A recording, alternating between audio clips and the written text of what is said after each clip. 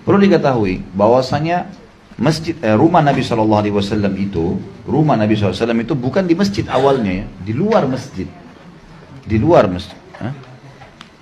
itu di luar masjid, gitu kan? Dan itu dimasukkan ke dalam masjid karena ada dua alasan. Yang pertama, pernah ada orang-orang Yahudi, bukan orang Yahudi sebenarnya. Pernah ada dua orang Yahudi yang berusaha mencuri jasad Nabi Muhammad SAW.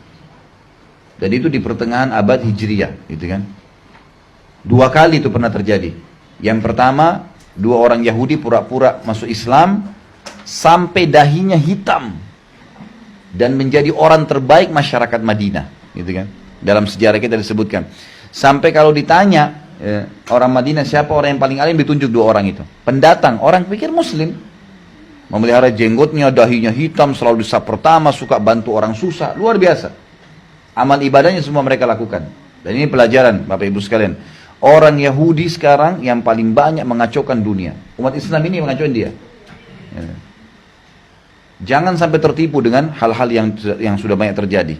Kasus kelompok-kelompok Islam yang banyak terpecah di tengah umat Yahudi di belakangnya. Sudah mulai nyimpang dari wahyu, ini sudah ngaco ini. Udah nggak mungkin, gitu kan. Bahkan teman-teman di Timur Tengah mengirim banyak foto-foto sekarang terbongkar pimpinan-pimpinan banyak aliran yang sudah ngawur bunuh-bunuh orang Islam sama sini, itu ternyata pimpinan-pimpinannya orang Yahudi. Ada namanya, ada fotonya dikirim ke saya di WhatsApp. Ini lo lihat. Ini waktu dia di Amerika belum pakai jenggot, ini pada saat dia sudah ikut dengan kelompok ini pakai jenggot nih. Sampai menjadi jenderalnya, dia memerintahkan bom sana, dia memerintahkan begini dengan ngomong seperti orang Islam nih. Dan ini rentetan sejarah sudah ada dari dulu. Dari Abdullah bin Sabah yang membentuk Syiah. Di zaman Utsman bin Affan sudah ada. Di zaman salah satu Khalifah Abbasi pernah ada Yahudi pura-pura Islam, mu'allaf, ngaku mu'allaf, saya mu'allaf. Dia masuk Islam, dia belajar. Kemudian setelah dia belajar, mulai dia dikenal sebagai penuntut ilmu, sudah sering hadir lah. Mungkin kalau ada di pengajian, ini contoh kecil, di pengajian kita misalnya sudah hadir 7 tahun, 10 tahun dianggap Masya Allah sudah ada ilmunya. Lalu kemudian dia buka halaqah sendiri, dia mulai nyebarin hadis palsu. Ditangkap oleh khalifah pada saat itu, ditanya, kenapa kamu ini kenapa sebarin hadis dusta? Dia bilang, kata khalifah, kalau kau tidak bertaubat, tidak tarik hadis-hadismu itu, hadis palsumu, saya akan penggal lehermu. Dia bilang, biar anda penggal saya percuma, saya sudah menyebarkan sekian ribu hadis palsu. Tujuannya memang untuk ngacuin Islam. Ngaku Islam pada saat itu belum ada media, apalagi sekarang itu. Jelas sekali mereka bisa lakukan itu kan. Itu sudah ada. Mereka juga setelah itu, dua orang tadi pura-pura masuk Islam dan tinggal di Madinah, tidak ditahu oleh Yahudi. Ketahuannya salah satu pimpinan waktu itu gubernur Muslim di Mesir mimpi Rasulullah SAW datang kepadanya dan mengatakan, tolong saya, kalimat itu saja. Kemudian orang ini pun datang ke Madinah, ngumpulin masyarakat Madinah. Ada apa dengan kalian nih? Kumpulin semua warga, tidak ada, nggak ada apa-apa. Ada yang butuh sesuatu? Nggak ada.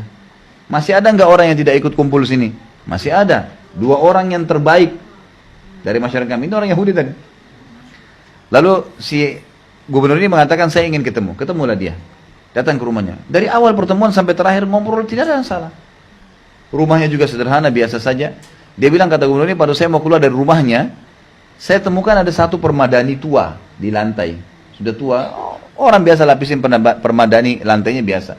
Tapi kata gubernur ini, saya tidak tahu kenapa saya pengen sekali ngambil permadani itu. Padahal tua dan ini gubernur kaya raya gitu kan. Dia minta orang Yahudi itu, orang ini dua orang tidak mau kasih, nggak usah, ini sudah tua untuk apa. Dia bilang, pertama kali saya berbuat kezaliman, saya suruh ambil secara paksa. Diambil secara paksa, begitu dibuka ada lubang. Dan itu tinggal 2 hari lagi digali sampai kuburan Nabi SAW. Alasan yang lain adalah, pernah terjadi di abad pertengahan Hijriah juga, waktu terjadi perang salib besar-besaran antara pasukan Utsmaniyah, Turki Utsmaniyah dulu khilafah Utsmaniyah dengan perang salib. Pernah terjadi besar-besaran perang salib dan itu bergabung antara Spanyol, Prancis, Itali, Swedia, semua bergabung negara-negara Eropa ini membentuk pasukan dan perang besar. Ya, terkenal dengan kalau tidak salah perang namanya itu Hokas. Ya, orang-orang Barat pun tahu peperangan itu dan itu dimenangkan oleh Sultan namanya Ya Allah, Sulaiman Kanuni rahimahullah, ini ulama dan seorang khalifah, terkenal sekali, luar biasa dengan kesolehannya. Dan mereka menang. Nah, pada saat itu satu-satunya negara yang tidak ikut berperang dengan koalisi pasukan salib waktu itu adalah Portugal.